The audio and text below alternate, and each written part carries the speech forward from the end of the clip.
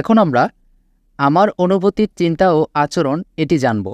রীতা ও বিপ্লবের ঘটনা থেকে আমার চিন্তা, অনুভূতি ও আচরণের সম্পর্কে বুঝলাম।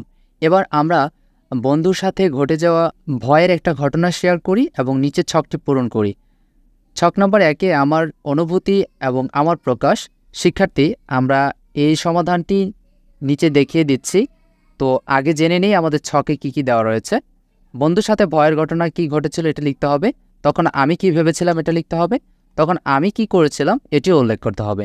এভাবে কোনো ঘটনায় আমরা কি চিন্তা করেছি এবং তার সাথে আমাদের অনুভূতি ও আচরণের সম্পর্ক নিজেরা বের করতে পারি। একইভাবে আমরা বাড়িতে ঘটে যাওয়া দুঃখ, রাগ ও আনন্দের একটি করে ঘটনা মনে করব এবং ওই ঘটনা আমাদের চিন্তা ও আচরণ দিয়ে নিচের ছকটি পূরণ করব, যেখানে ছক 2 বলেছে। এখন আমরা আমাদের সম্পূর্ণ ছকটি পূরণ করে দেখব। শিক্ষার্থীবৃন্দ, যেখানে আমার অনুভূতি, আমার প্রকাশ, এটিতে তোমরা ছক